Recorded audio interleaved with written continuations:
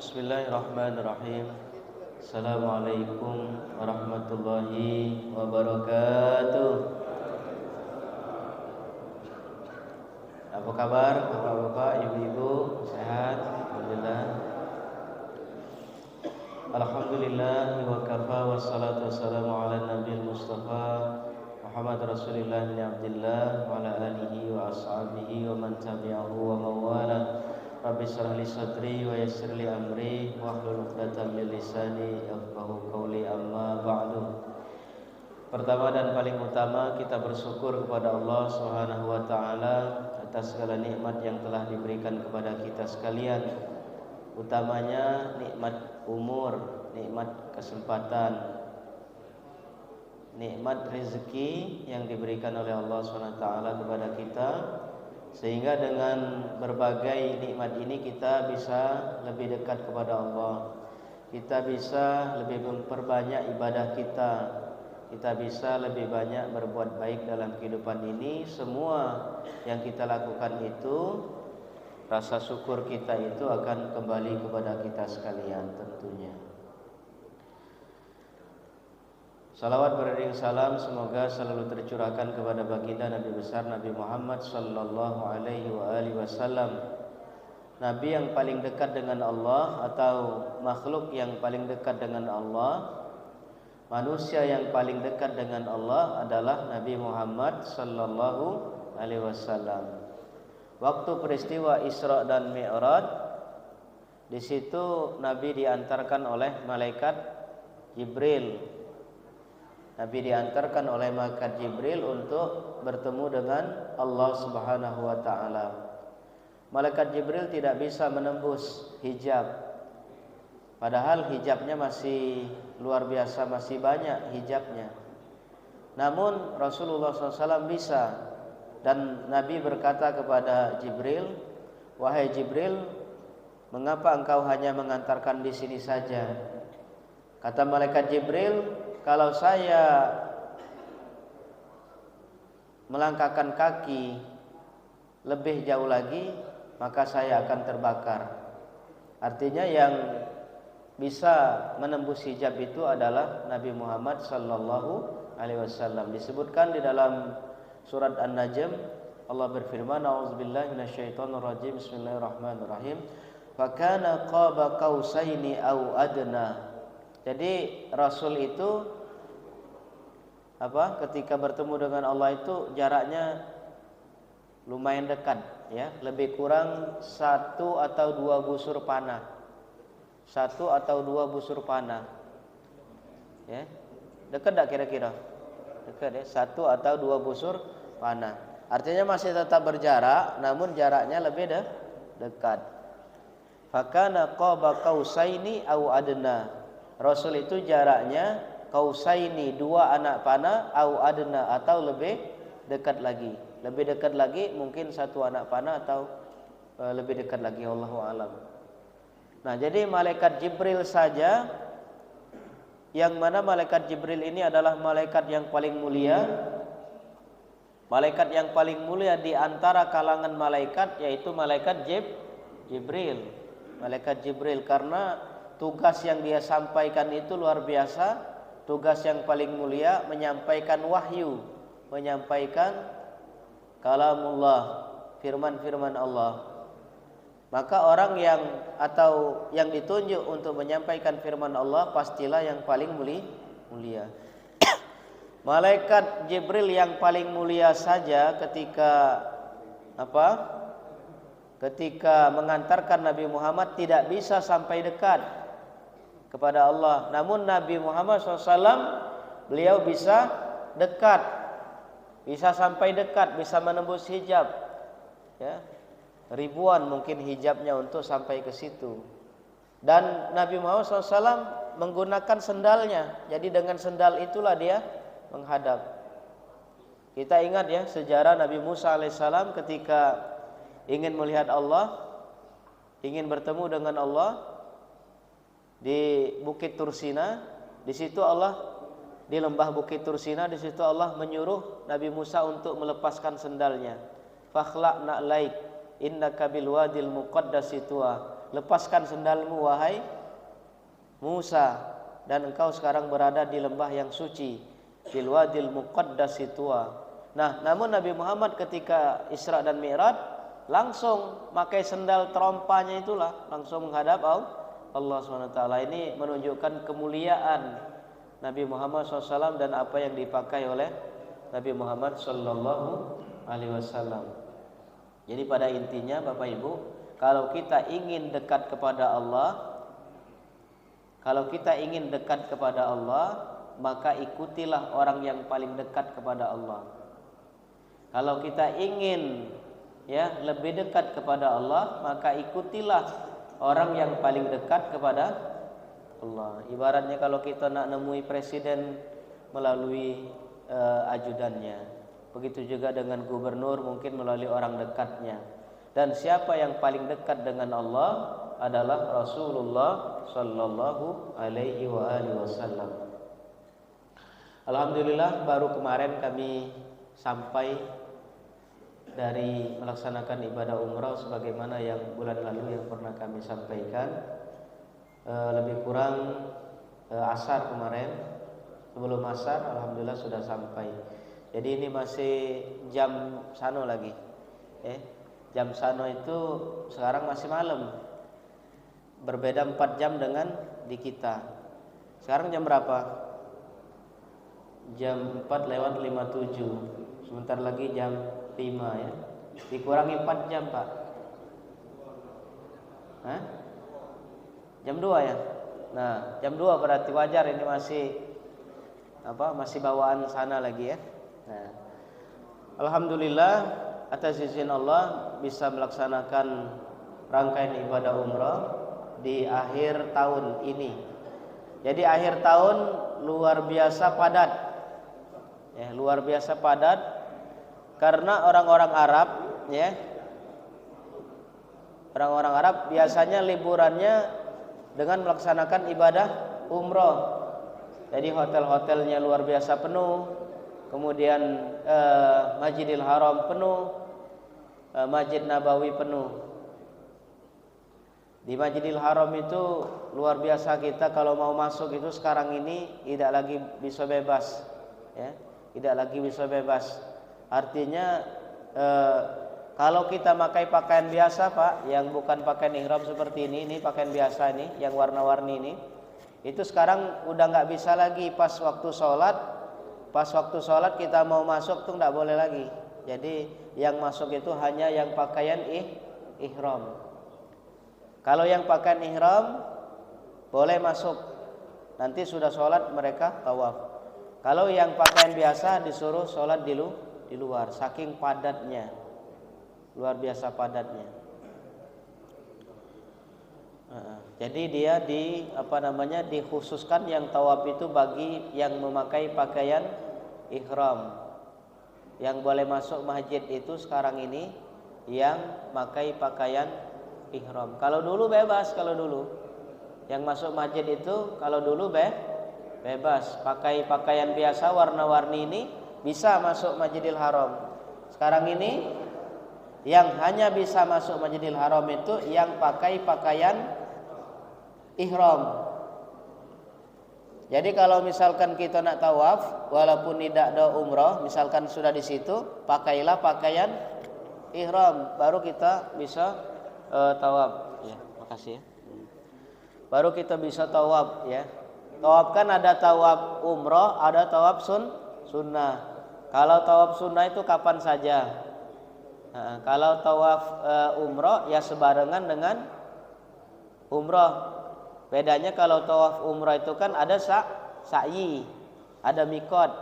Kalau tawaf biasa ya kapan kita masuk masjid ya kita tawaf. Ya. Kemudian ini cerita dikit di situ. Kemudian kalau untuk mencium Hajar Aswad lumayan agak susah ya. Lumayan agak susah. Tapi kalau kita punya niat yang kuat, punya keinginan, insya Allah bisa.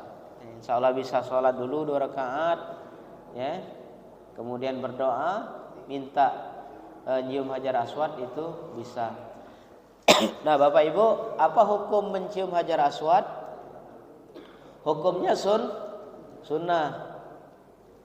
Umar bin Khattab radhiyallahu an pernah ngomong, wahai Hajar Aswad, kalau seandainya Rasul tidak mencontohkan aku harus menciummu, maka aku tidak menciummu. Tetapi karena Rasul memberikan contoh untuk mencium Hajar Aswad, atau paling tidak minimal ngangkat tangan, ya. Ngangkat tangan di pilar hijau, ada lampu hijau. Nah, waktu kita melewati, bukannya menghadap ke Hajar Aswad, bukan, tapi menghadapnya tetap melingkar, ya, sambil menolehkan muka, menolehkan wajah ke Hajar Aswad sambil mengangkat tangan dengan takbir Bismillah Allahu Akbar. Nah, hukumnya sunnah mencium Hajar Aswad itu, dengan harapan mudah-mudahan kalau kita bisa menyentuh Hajar Aswad itu, mudah-mudahan masuk surga. Tapi karena iman dan membuktikan iman itu dengan amal perbuatan, ya. Sebabnya Hajar Aswad itu berasal dari surga, batu yang berasal dari surga, yang dimuliakan oleh orang-orang Arab. Waktu memindahkan Hajar Aswad itu, ya, itu harus ketua suku yang memindahkannya. Sejarah mencatat yang memindahkannya adalah Nabi Muhammad SAW, karena ketua sukunya mau semua berebut, ini mau memindahkan, yang satu lagi mau memindahkan. Akhirnya mereka sepakat siapa yang lebih dulu masuk Masjidil Haram, esok harinya dialah yang berhak memindahkan Hajar Aswad ini. Nah, ternyata yang lain-lain itu tidur semua. Yang paling duluan masuk adalah Nabi Muhammad SAW.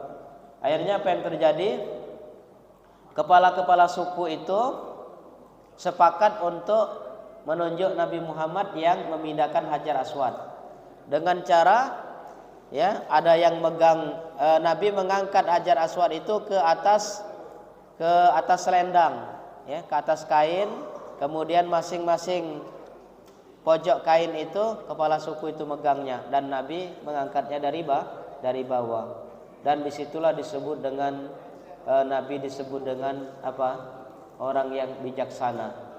Jadi Nabi bijaksana dengan tetap mengajak kepala-kepala suku itu untuk memindahkan Hajar Aswad. Nabi yang mengangkat dari bawah, dan setiap ujung kain tadi itu dipegang oleh, ya, sama-sama dipegang oleh kepala suku Quraisy. Jadi Hajar Aswad itu dari dulu, dari turun temurun dia dimuliakan, karena sejarahnya itu adalah batu itu dari surga. Termasuk juga ada batu yang di rukun Yamani. Jadi Ka'bah itu kan ada 4 bagian, ya, ada persegi 4. Ada yang letaknya di Yaman, ya, yang mengarah ke Yaman.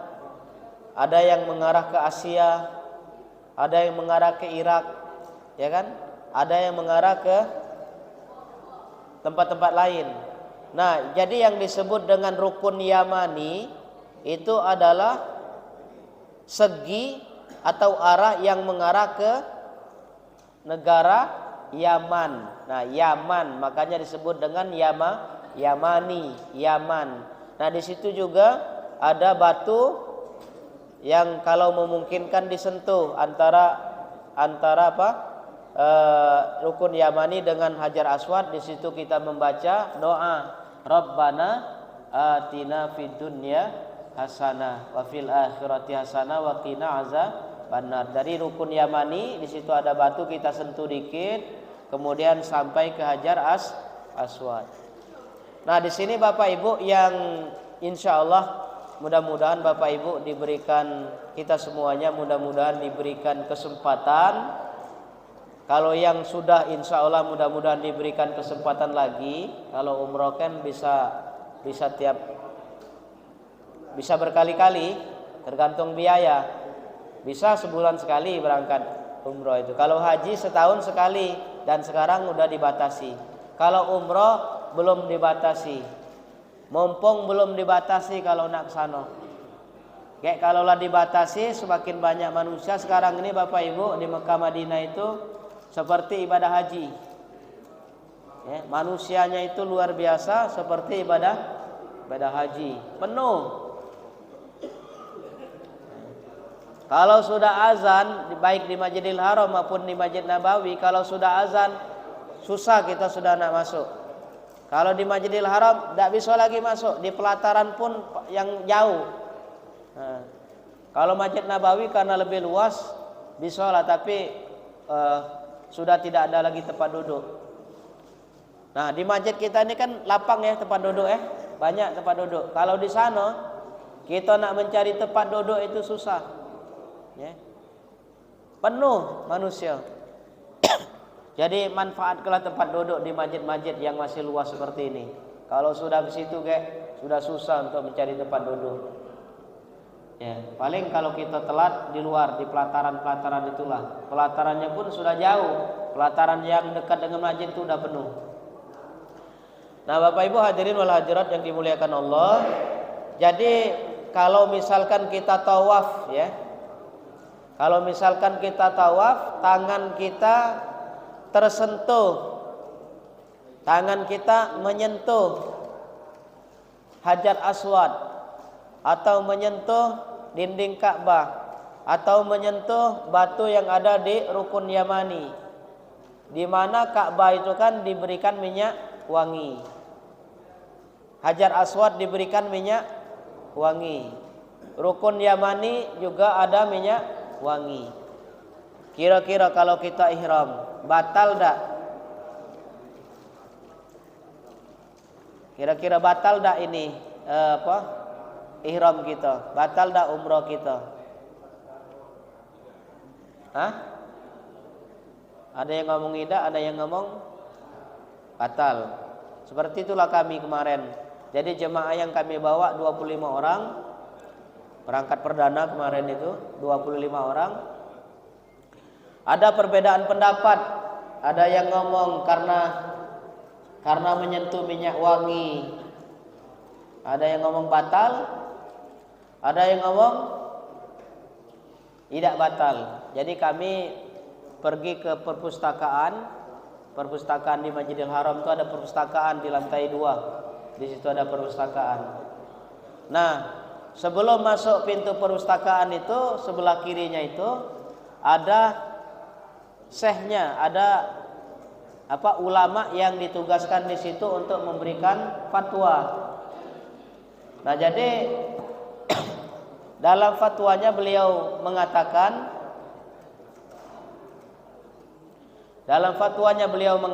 bahwasanya menyentuh minyak wangi yang ada di Hajar Aswad atau yang ada di dinding Ka'bah atau yang ada di Rukun Yamani itu tidak membatalkan ihramnya, tidak membatalkan tawafnya. Alasan dia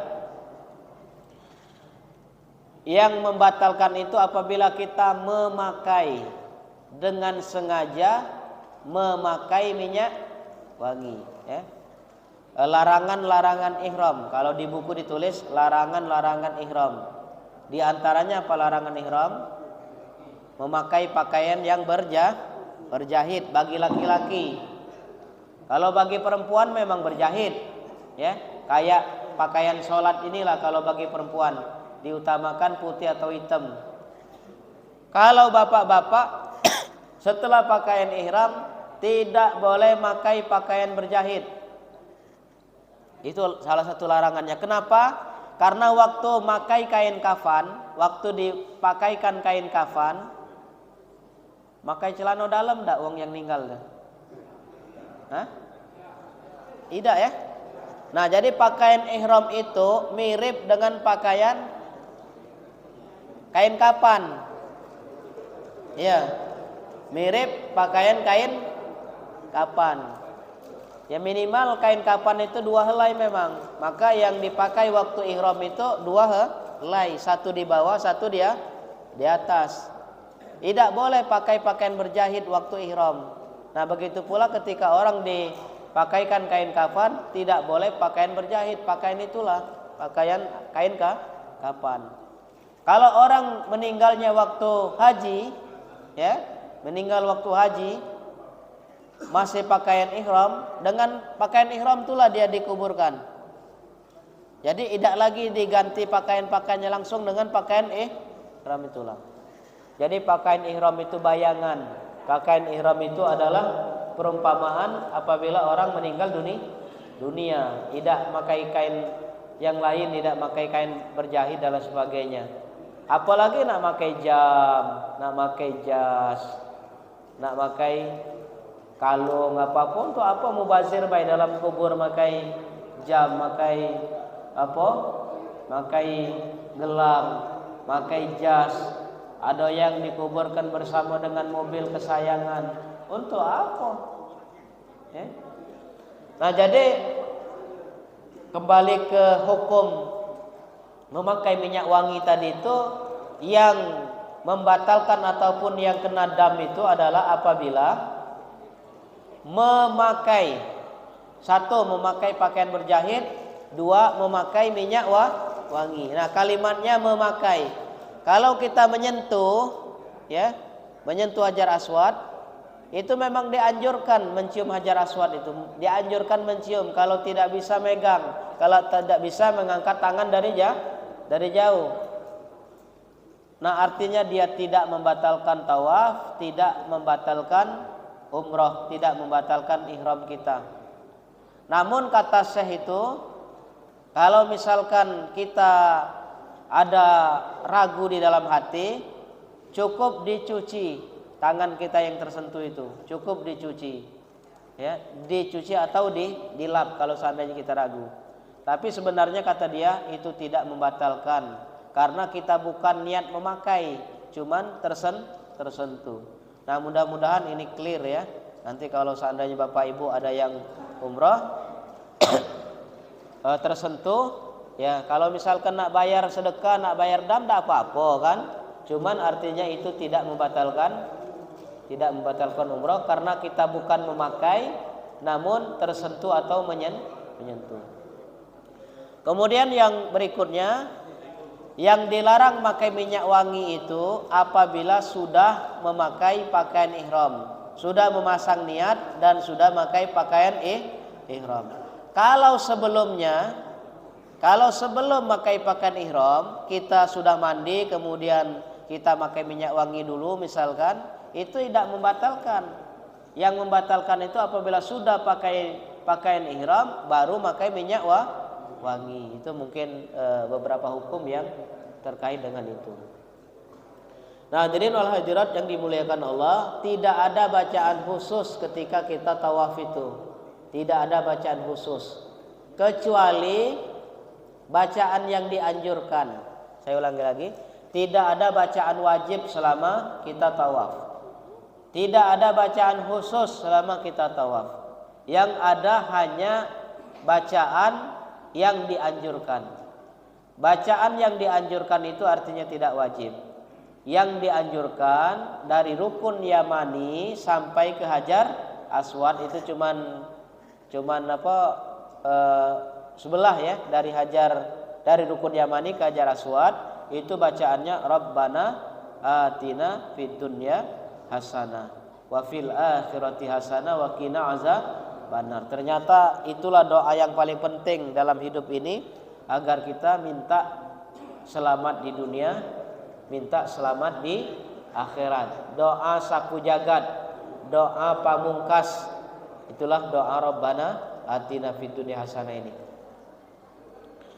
Kemudian Bapak Ibu, bacaan-bacaan waktu kita umroh itu banyak yang sama dengan bacaan waktu kita sholat.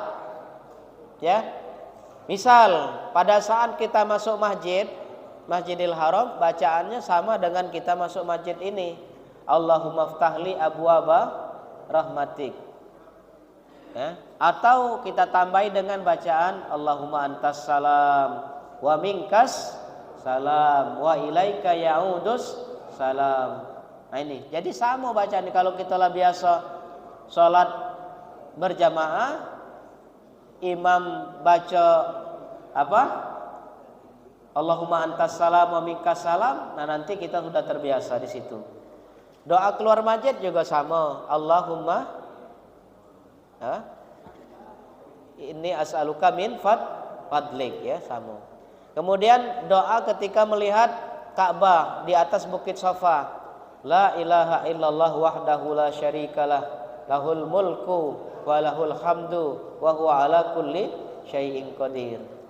Doa dari Hajar Aswad, ya. Subhanallah walhamdulillah wa la ilaha illallah wallahu akbar.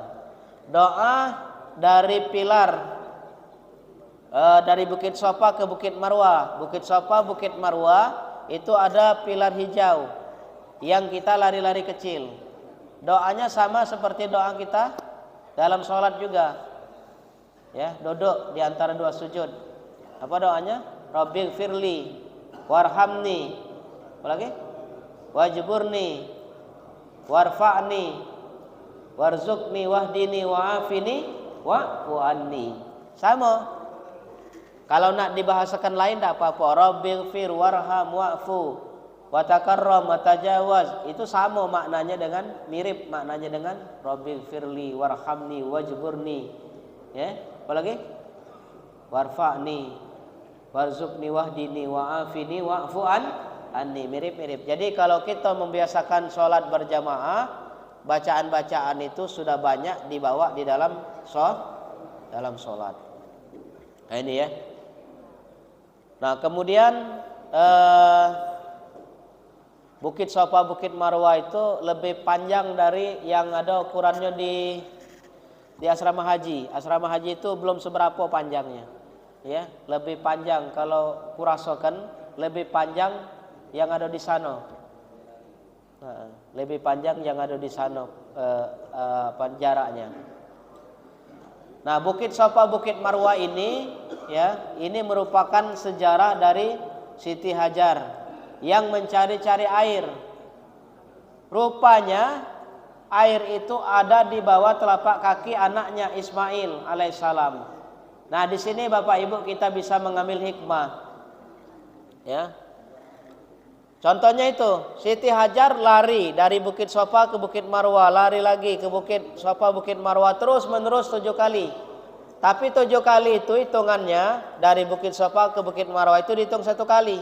Bukan misalkan Bukit Safa ke Marwah terus balik ke Safa baru 1 kali, bukan. Dari Bukit Safa ke Bukit Marwah 1 kali. Kayak dari Bukit Marwah ke Bukit Safa 2 kali. Kalau dihitung ini baru sekali, alang kepanjangnya. Ya.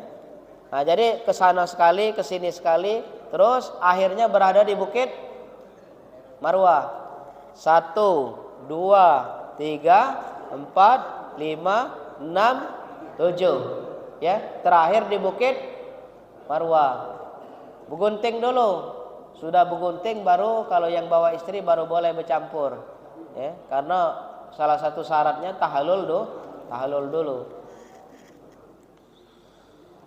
Nah, waktu Siti Hajar lari-lari dari Bukit Safa ke Bukit Marwah itu Bapak Ibu, dia tahu belum kalau seandainya air itu berada di bawah telapak kaki Nabi Ismail? Sudah tahu belum? Belum tahu. Nama itulah kehidupan kita. Kita belum tahu kita ini masuk surga apa tidak, belum tahu. Tapi kita wajib berusaha. Kalau Allah lah tahu, tapi kita belum tahu. Kita belum tahu dapat anak berapa, ya kan? Kalau yang sudah tua lah tahu lah lewat. Maksudnya yang belum mengalami. Ada tak yang masih bujang? Nah, kalau yang masih bujangan, yang masih gadis kan belum tahu dapat anak berapa, ya kan? Berusaha. Siapa jodohnya? Belum tahu. Berusaha. Hari ini kita dapat berapa? Dari hasil jualan kita, dari hasil usaha kita, belum tahu dapat berapa. Tapi wajib berusaha. Sama seperti Siti Hajar tadi. Siti Hajar itu waktu dia bolak-balik antara Bukit Safa, Bukit Marwah, Dia tidak tahu kalau seandainya yang dia cari air supaya dia bisa menyusui, supaya anaknya minum tadi, dia tidak tahu kalau seandainya air itu berada di bawah telapak kaki Nabi Ismail. Karena ya dalam hadis, dalam sejarah ya, karena sebelum itu memang belum ada air itu. Jadi pada saat dia usahanya sudah maksimal, Allah memerintahkan malaikat Jibril untuk membuat sumur Zam-Zam yang berada di bawah telapak kaki Nabi Ismail itu. Jadi Allah menciptakan itu, Allah menciptakan air Zam-Zam itu bukannya sebelumnya, setelah usaha dari Siti Hajar. Nah, itu contoh pertama ya, hikmahnya. Contoh kedua. Ibu-ibu dengar di belakang? Ya, contoh kedua, Bu. Waktu Nabi Musa alaihissalam dikejar-kejar oleh Fir'aun dan bala tentaranya yang sudah siap dengan panah, sudah siap dengan pedang, sudah siap dengan tombak, sudah siap dengan peralatan yang bisa digunakan untuk membunuh Nabi Musa dengan dengan kaumnya, Nabi Musa dengan pengikutnya. Nabi Musa lari kemana? Lari terus sampai ke pinggir Laut Merah. Jadi di antara Mesir dengan Laut Merah tuh lumayan jauh. Tapi kalau dari Bukit Tursina tidak terlalu jauh. Kalau dari Kaironya jauh, luar biasa jauhnya. Ini sejarahnya kan Nabi Musa itu berada di sekitar Bukit Tursina. Nah, dari situ ke Laut Merah itu luar biasa.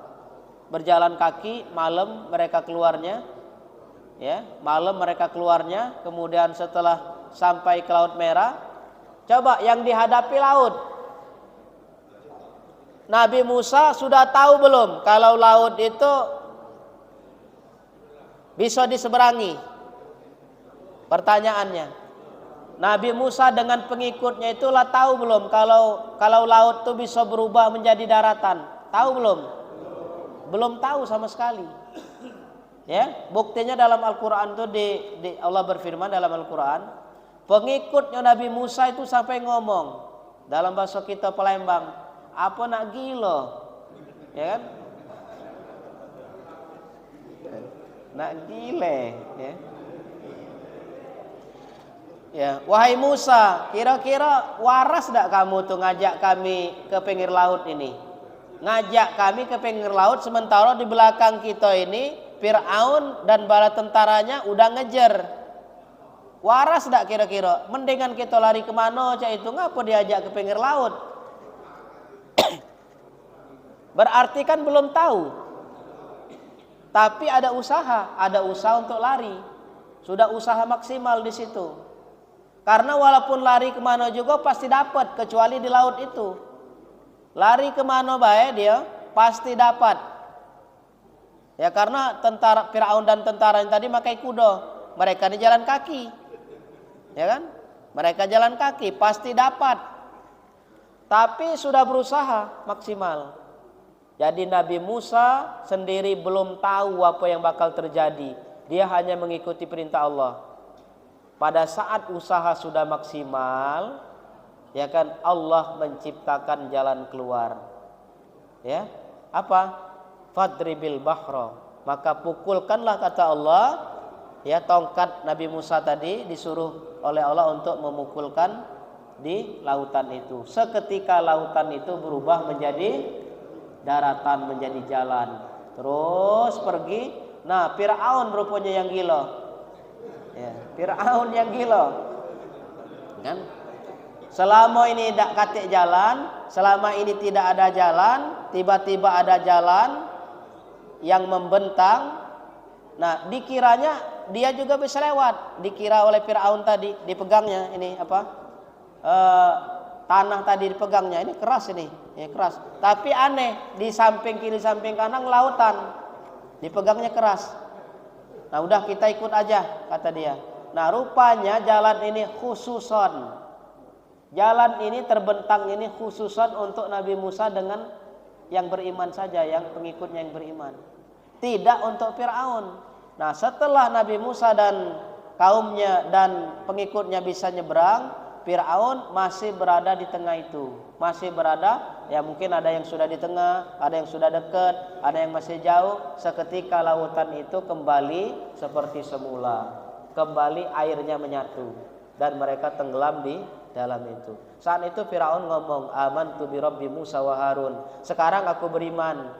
Setelah melihat kenyataan dan nyawa sudah di tenggorokan, dia baru mengaku beriman. Dan itu sudah terlambat.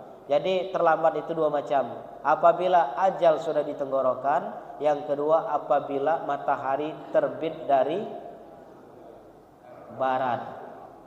Apabila matahari terbit dari barat dan apabila nyawa sudah di tenggorokan, itu sudah terlambat, ya. Nah, jadi hadirin wal hadirat yang dimuliakan Allah, ini hikmah daripada apa tadi? Hikmah daripada lari-lari dari Bukit Safa, Bukit Marwah, kita disuruh untuk berusaha. Walaupun di akhirnya kita belum tahu, tapi tetap harus berusaha. Allah menciptakan jalan keluar itu di detik-detik terakhir, yang apabila sudah tidak mampu lagi, maka Allah memberikan jalan keluar. Wa may yattaqillaha yaj'al lahu makhraja.